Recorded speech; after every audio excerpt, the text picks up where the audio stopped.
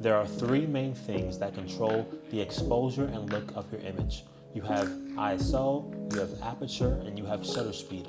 Those three work together to make your image what it is. Finally, we have ISO.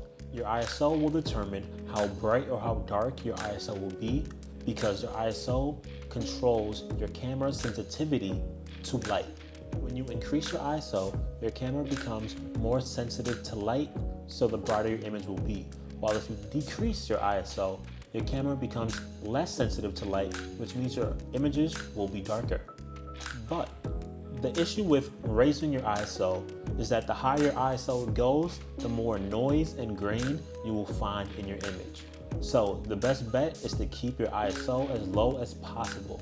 For me, I love an ISO of 100 because that's like the standard baseline for ISO. But because I shoot concerts, which are very, very dark, my ISO is sometimes in the 2000s, 3000s, 6000s, which is why I personally purchased a camera that is perfect for low light, which is the Sony A7R Mark IV. When it comes to shooting in any environment, you should always start with an ISO of 100 and then move on from there. When you're shooting outside, your ISO should always be at 100, and you should only need to change that when you're shooting indoors or in darkened conditions.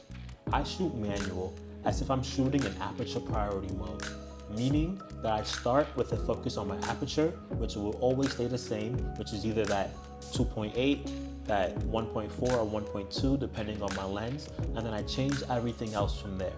So to break that down a little bit, my ISO will always be altered, while my aperture will always remain the same, and my shutter speed will also always be altered.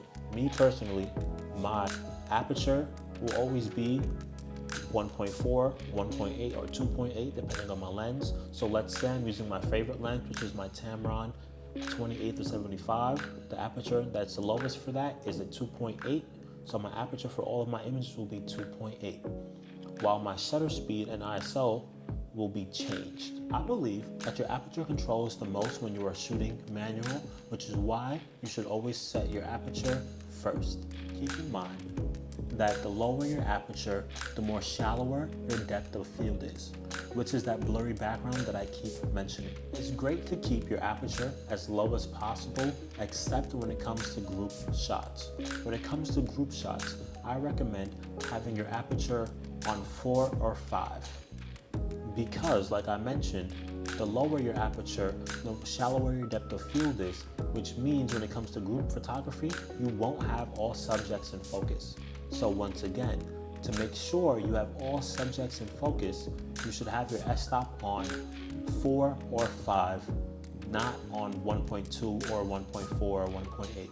Those may be great for couple shots, but not for group shots. So if you have 3 or more subjects, you need to crank up that aperture.